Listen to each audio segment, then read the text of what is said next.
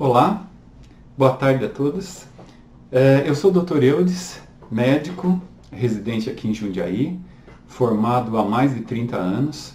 A minha especialidade é homeopatia e hoje eu vou trazer um pouquinho de informações para você falando a respeito do colostro. O colostro ele é uma forma, um derivado do leite, geralmente extraído de vacas, e feito um processamento, né? Ele passa por um processo de encapsulamento, um processo nanotecnológico, para que a gente consiga extrair todas as propriedades necessárias dos benefícios que ele pode nos ocasionar, né? Ele é composto de vários fatores para o desenvolvimento e proteção, como água, leucócitos, proteínas, carboidratos e outros elementos. O colostro ele vai se transformando gradativamente em leite maduro nos primeiros 15 dias após o parto ou após o nascimento do bezerro, né? O colostro ele tem uma importante função imunológica, a gente chama de imunidade passiva, de algumas espécies animais, principalmente a humana. Nele existe uma grande quantidade de imunoglobulinas que em determinadas espécies não conseguem passar pela placenta, ficando a cargo total do colostro transferir da mãe para o filho essas imunoglobulinas. O homem é um desses casos. O colostro se difere do leite pela quantidade de sólidos totais, proteínas e demais fatores, que a gente vai ver um pouquinho. O tempo, essas diferenças, né, vão diminuindo e essa secreção vai se transformando em leite. Então, conforme o tempo vai passando, o colostro vai mudando para leite, propriamente dito, né? Se a gente der uma olhada aí nas diferenças entre o colostro e o leite maduro, que nós falamos, a proporção de gordura no leite maduro é muito mais alta do que no colostro, enquanto que a proporção de proteína no colostro é muito maior que o leite maduro. E a proporção de lactose no colostro é bem menor do que o leite maduro, né? Existem algumas imagens que mostram a cor diferente do colostro em relação ao leite maduro, né?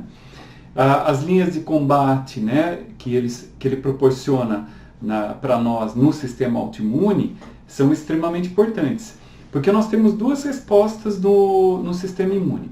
Uma é uma resposta inespecífica, que a gente chama de imunidade inativa, inata, né? Seria a primeira linha de combate, que é as barreiras naturais, seriam pele, mucosas, secreções, flora natural, né, do nosso corpo, e o peristaltismo intestinal. A segunda linha de combate, que seria focado na inflamação, são células fagocitárias, substâncias antimicrobianas, complemento e altas temperaturas. A resposta específica à imunidade adquirida, que seria a terceira linha de combate, seria os anticorpos e a resposta imunicelular. Qual é a composição, né, do colostro? O colostro ele é composto por fatores nutricionais, energia, proteína, vitaminas, minerais, carboidratos e gordura, fatores imunológicos, IgA, IgM, IgG, IgD, IgE, lactoferrina, polipeptídeo, oligosacarídeos, citoquinas, lactato, albumina e lisossomas. Fatores de crescimento e desenvolvimento, o PDGF, o EGF, o IGF-1, o VEGF, TGF-alfa e o TGF-beta. A gente vai tratar um pouquinho desses fatores um pouquinho mais à frente. Mas vamos lá. Os fatores, um dos principais fatores, um importante fator, é o IGF-1, que ele é o fator de crescimento encontrado no colostro. O colostro dos bovinos contém a maior concentração natural de IGF-1. O IGF-1 ele é um hormônio homólogo à insulina, denominado Insulin-like Growth Factor. Além da semelhança estrutural com a insulina, são considerados hormônios anabólicos por aumentarem a captação de glicose e aminoácidos nas fibras musculares. Atua também como um mediador do hormônio do crescimento, o famoso GH, promovendo a mitose dos condroblastos, fibroblastos e mioblastos, e a hipertrofia dos miócitos, que acarreta, portanto, o crescimento ósseo muscular do nosso organismo. Os níveis plasmáticos de IGF-1 aumentados podem acarretar uma maior oxidação de gordura, verificando pelo aumento da circulação de ácidos graxos livres, ou seja, nós podemos emagrecer. Isso pode ajudar também na melhora do crescimento da massa muscular. A massa muscular, ela tem que ser desenvolvida, você tem que trabalhar ela, não adianta você só tomar alguma coisa esperando que vai acontecer. Mas quando você associa as duas coisas, o resultado é muito melhor. Em um estudo nos membros do time finlandês olímpico de esqui, aqueles atletas que foram suplementados com colostro apresentaram metade dos níveis de CPK, que nós chamamos de creatina quinase, sanguínea em comparação com os atletas que não ingeriram placebo, ou seja, ingeriram o placebo. O grupo que ingeriu o suplemento com colostro também sentiram melhora na performance, na energia e no bem-estar. Voltando um pouco ao IGF-1, que é o componente do colostro, ele pode ajudar a tratar condições onde a absorção do alimento é reduzida ou onde se desenvolve a hipersensibilidade ao alimento. A gente chama hoje de disbiose, intolerância alimentar, existem várias coisas que estão envolvidas nisso. Ele cicatriza o revestimento intestinal e melhora a absorção dos macronutrientes pela manutenção da mucosa intestinal, mantendo ela intacta, aumentando a absorção de vitaminas, minerais, responsáveis, obviamente, pela nossa imunidade. Então, o IGF-1, que é a base do colostro, ele pode nos ajudar a tratar uma condição que chama disbiose intestinal. Quais são os benefícios aí do colostro? Os fatores metabólicos, já falei, crescimento, anti-envelhecimento, e há 87 fatores do crescimento anti-envelhecimento para ajudar o corpo a reparar e inverter os danos causados pela doença e pelo nosso envelhecimento. Então veja, são 87 fatores envolvidos. Os fatores de crescimento, como a insulina, que eu falei, ligados ao IGF-1 e IGF-2, eles ativam o crescimento celular, a reprodução, regeneração, reparos essenciais ligados ao anti-envelhecimento. Melhora a absorção dos nutrientes, eu já falei, aumenta a massa óssea. Então veja, você consegue manter a integridade da sua massa óssea, recupera a elasticidade da pele, melhora a formação da massa magra, que eu já falei, e energiza o corpo. Você costuma ter mais energia para o seu dia a dia.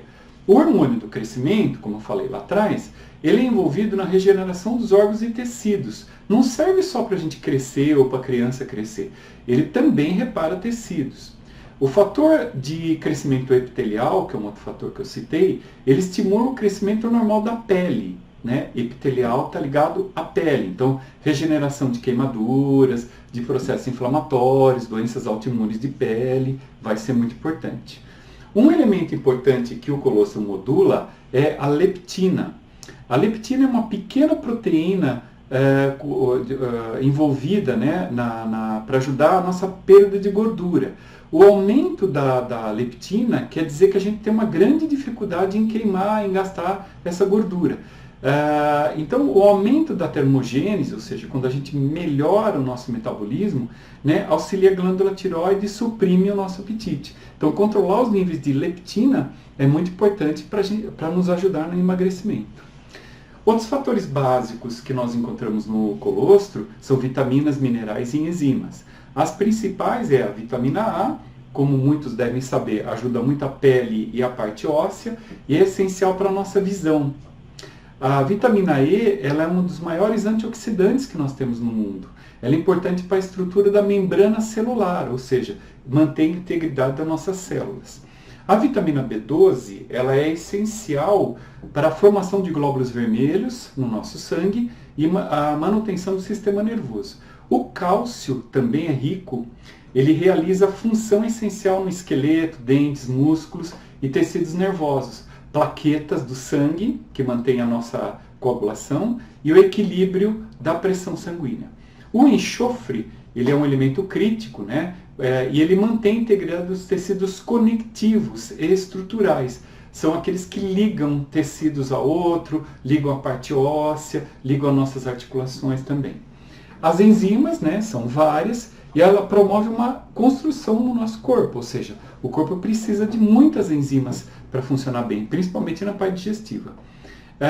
Nós temos alguns fatores essenciais, como 17 aminoácidos, participam da construção de hormônios, dos músculos, tecidos conectivos também. Eles formam proteínas para a formação de células e reparo dos tecidos. Eles também formam anticorpos para combater a invasão de bactérias e vírus. Eles formam nucleoproteínas, que é o famoso RNA e DNA, que carregam oxigênio através do corpo e participam na atividade muscular. Importantíssimo você ter aminoácido. Se você não tem aminoácido, você não vai fazer as funções metabólicas funcionarem adequadamente. Os gliconutrientes, as moléculas mestres que a gente fala, que facilitam uma comunicação de uma célula para outra e tem a função de incentivar a célula NK, a regeneração da célula B, né, da beta, apresentando-se de modo que o ataque do sistema imunológico contra os invasores estranhos ao organismo seja melhor. Então, os gliconutrientes vão agir ali protegendo o ataque de microinvasores. Os ácidos graxos, eles constroem as membranas celulares e podem reduzir o envelhecimento. O mecanismo de ação do colostro, ele contém os mesmos fatores de resistência à doença, que são as imunoglobulinas, que são encontrados no leite materno humano e no leite de vaca não pasteurizado. Então, a preparação especial do colostro não é qualquer colostro que você sai por aí tomando, né? Você vai lá, pega uma vaca, quando ela vai amamentar o bezerro, você pega o colostro, põe na canequinha e toma. Não é bem assim. Existe uma tecnologia, inclusive existe uma patente americana, de uma empresa americana, que faz esse colostro de maneira adequada. A grande variedade de fatores imunológicos que podem ser efetivos contra várias viroses, bactérias e outros invasores estão contidas neste tipo de colostro. Enquanto esses fatores imunológicos são as imunoglobulinas, né, os anticorpos, a lactofeína, as glicoproteínas que eu já falei, a citocina do tipo IL-1, IL-6, interferon, e vários polipeptídeos, os fatores de crescimento, as vitaminas e os minerais, a tecnologia para você usar isso tem que ser muito importante, tem que ser muito bem feita, senão você não vai ter esses benefícios, ok? Os anticorpos presentes no colostros, eles combinam com as causas das doenças por micro-organismos, no trato gastrointestinal, como eu falei lá atrás. Então, é importante vocês entenderem que o mecanismo para aumentar o sistema imunológico está ligado ao aparelho gastrointestinal. Pela adesão a patógenos, o anticorpo do colostro, eles podem reduzir as propriedades adesivas das bactérias e diminuir a habilidade de atacar a parede do intestino, e podendo prevenir isso, prevenir essa ação, né? A gente chama de translocação bacteriana. O IGF-1 que eu falei lá atrás, é importante citar que ele tem sido apontado como um anabolizante potente, muito semelhante à testosterona. E, na verdade, nenhum outro hormônio supera a testosterona em sua capacidade de estimular a síntese proteica. Entretanto, o IGF-1, além de exibir uma potente ação sobre a síntese proteica, ele também possui uma marcante ação estimulante da lipólise, ou seja, queima de gordura. Essas duas ações combinadas fazem o IGF-1 um promotor da massa muscular e ocupa o lugar do tecido adiposo, quando você pratica exercício também, né? Mas o uso liofilizado do colostro bovino na suplementação nutricional humana, ele somente começou a fazer parte, a ganhar espaço a partir de mais ou menos 1996. Nessa época, autores como Daniel Clark, que é um médico e pesquisador americano, ele publicou os seus primeiros livros sobre o assunto. Em Colostrum, Life's First Food, o Clark discorre em 7 capítulos sobre os fenômenos biológicos, como o colostro, e apresentam o tempo todo referências bibliográficas impressionantes, muito interessantes. Eu já li esse material. Cassassa e Soori publicaram um artigo no J. Periodontal, que é uma revista em 1995, com importantes conclusões sobre a estimulação que o IGF-1 exerce sobre a testosterona e aumentando a conversão para dihidrotestosterona, que é o famoso DHT, que é o hormônio ativo para dar as funções de músculo, de energia que a gente precisa. Como se sabe, né, o DHT ele tem marcante ação na síntese proteica, sendo um dos mais potentes anabolizantes, né, como já falei, do corpo humano. Lyon e Chamberlain publicaram um estudo em 1996 e nesse estudo os autores concluíram que o IGF-1 aumenta a síntese do DNA. Então, no olho e o papel pode ser mais importante do que se esperava, regenerando tecidos como cristalino. Então veja que interessante, eles fizeram um trabalho mostrando que esses fatores vão ajudar, principalmente o IGF-1, a regeneração de fatores oculares. A questão da imunidade, né, é uma indicação muito importante do colostro. Essa composição rica em imunoglobulinas, que eu já citei para vocês, né, ele vai tratar doenças autoimunes e doenças inflamatórias, como artrite reumatoide, lúpus eritematoso sistêmico. Lógico que não substitui os tratamentos tradicionais ou as medidas que pode se fazer, mas é um grande apoio no sistema imunológico. O colostro também tem, né, os IgGs, que é responsável pela neutralização de toxinas. E a mais abundante é a IgA secretória, a IgE e a IgD, que é antiviral. O IgM ele tem uma ação antibacteriana e também são encontrados vários elementos que eu já citei para vocês. Estudos em 1995 já mostraram a importância desse fator peptídico, né, na proliferação de linfócitos T, que são muito importantes para a imunidade. Em relação a diabetes e sistema nervoso, como eu falei lá atrás, o IGF-1 ele reduz as necessidades da nossa insulina corporal, pois ativa a glicólise, do mesmo jeito que a lipólise, ou seja, glicólise, glicose, lipólise, gordura. Tudo para disponibilizar energia, que nós chamamos ATP, para a síntese proteica que ele mesmo estimula. Então, há fortes indícios de que atua também na regeneração de tecidos, inclusive no tecido nervoso. Talvez por isso já tenham sido relatados o uso do colostro até em esclerose múltipla. O diabetes, o Clark, no seu livro, ele relata as experiências clínicas positivas com o fator IGF-1 no tratamento de pacientes diabéticos desde 1990. Antes da administração do colostro aos diabéticos, tinha ficado evidente, né, nessa doença, que os níveis de IGF-1 são muito menores do que comparados com os indivíduos normais. Então, quem tem diabetes tem nível de IGF-1 menor. Então, a administração do colostro aumenta a possibilidade de você melhorar o seu IGF-1. Então, a administração do IGF-1 através do colostro bovino reduz a necessidade de insulina em alguns pacientes. A questão da cicatrização é outra questão muito importante. Em 1983, Spohr e Coles descobriram que o IGF-1 continha uma proteína que estimulava a cicatrização global, não só de pele. Esta substância foi desvendada, né, e hoje conhecemos como IGF, Epithelial Growth Factor, que controla a reprodução epitelial. O IGF-1, ao que se observou também, atuaria intensamente na produção celular. Vários outros pesquisadores, incluindo Gil e Sanches, descobriram que na ausência de IGF-1, IGF e TGFs, que é o Transforming Growth Factor, as células não replicam o DNA e nem se reproduzem. O colostro bovino, como fonte rica de IGF-1 e EGF, podem ser muito bem empregados na suplementação prévia e posterior às grandes cirurgias, cirurgias plásticas e assim por diante. A massa muscular, eu já falei para vocês, né, que o IGF ele é 10 vezes mais potente do que os fatores de crescimento normais, então ele é muito importante para esse fator. E vamos falar um pouquinho de câncer. A defesa contra o câncer, o colostro ele promove o desenvolvimento de uma forte defesa imunológica e pode equipar o corpo para se defender contra o câncer. O colostro ativa a produção de um elemento que se chama GCMAF, que é o fator ativador de macrófagos da proteína de ligação derivada da vitamina D. Esse baita nome aí é crucial para o funcionamento saudável do sistema imunológico.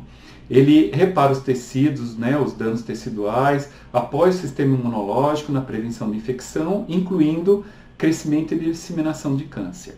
Os cânceres específicos relatados à produção do GMAF incluem o colo retal, bexiga e ovário, entre muitos outros, né? A produção do GCMAF, estimulada pelo colostro bovino, pode ajudar no tratamento da síndrome da fadiga crônica e na prevenção de infecções, que também aparecem em caso de câncer. Embora mais testes clínicos, né, necessários em relação ao colostro são recomendados, ele pode ser uma estratégia muito interessante como uma imunoterapia sem efeitos colaterais indesejados para pessoas que têm câncer.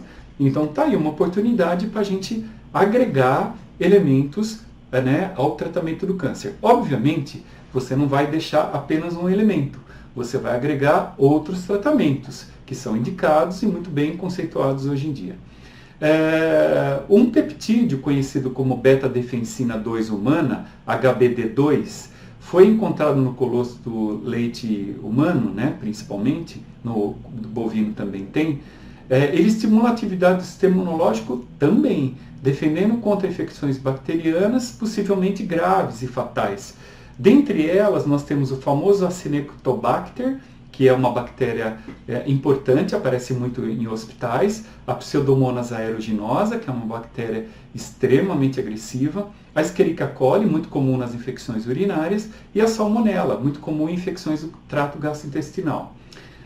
Outra propriedade antimicrobiana encontrada no colostro são as células T, como eu falei lá atrás, especificamente projetadas para detectar micróbios estranhos e prevenir contra o supercrescimento e a infecção bacteriana. Então vejam que interessante, as ações antimicrobianas, né? E tem os diferentes tipos de citocinas pró-inflamatórias que foram detectados no colostro bovino, com destaque a IL-1-beta, IL-6, o TNF-alfa e o TNF-gama. A concentração dessas citocinas é significativamente maior na primeira secreção láctea pós-parto em relação ao leite, ou seja, qualquer tipo de leite. Rajigawara, em 2000, ele já falava isso num trabalho apresentado. Então eu estou expondo para vocês uma série de fatores imunes, uma série de propriedades importantes.